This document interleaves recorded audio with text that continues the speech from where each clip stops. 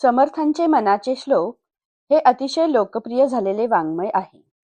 सध्याच्या काळात असे दिसून येते की मनाचे श्लोक हे मराठी भाषेतील उपनिषदच आहेत. उपासनेने ज्ञान प्राप्त झाल्यानंतर अनिर्वचनीय स्वसुखानुभव कसा प्राप्त होतो याचा प्रत्यय समर्थांच्या मनाच्या श्लोकातून येतो.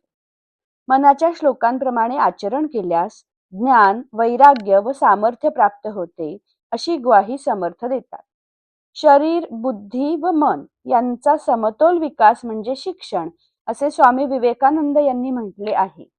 मनाच्या शिक्षणासाठी हे मनाचे श्लोक अत्यंत परिणामकारक आहेत. सध्याचा भारत हा तरुणांचा देश म्हणून संपूर्ण जगात ओळखला जातो.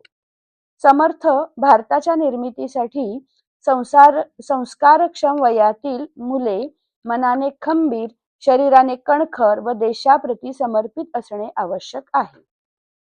अशी युवा पिढी घडवायची असेल तर मनाचे श्लोक व सूर्यनमस्कारांचा श्री समर्थ रामदास स्वामींनी सांगितलेला उपासना मार्ग महत्वाचा ठरतो. मनाच्या 4 शक्ती, विचारशक्ती, भावशक्ती, क्रियाशक्ती आणि संयम शक्ती या 4ही शक्तींचा संतुलित विकास होण्यासाठी समर्थांनी मनाचे श्लोक लिहिले आहेत. या मनाच्या श्लोकांच्या उपासनेतून लहान मुलांना सध्याच्या काळानुरूप पुढील लाभ मिळतील. 1. मनाचा खंबीरपणा व कोणत्याही परिस्थितीला तोंड देण्याचे सामर्थ्य. 2. योग्य व अयोग्य काय हे जाणण्याची क्षमता. 3. आपल्या मताविषयी स्पष्टपणा व निर्भयता. 4. निर्भीडता व व्यवहार सुलभता. 5. इतरांच्या मनांशी व मतांशी जुळवून घेण्याची क्षमता. तसेच सूर्यनमस्कारांच्या उपासनेतून पुढील लाभ मिळतील. सर्व महत्वाच्या अवयवांचा रक्तपुरवठा वाढतो. हृदय व फुफ्फुसे यांची कार्यक्षमता वाढते.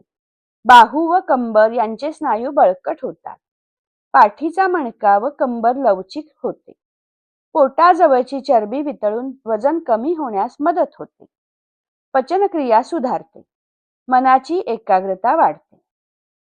थोडक्यात म्हणजे संपूर्ण समाजात मिसळून एक आदर्श नागरिक व त्यातून आदर्श राष्ट्र निर्माण करणे साध्य होईल. बालमनावर चांगले संस्कार व्हावेत.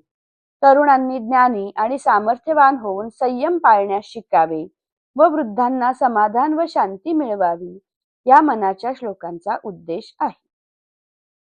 जय जय रघुवीर समर्थ.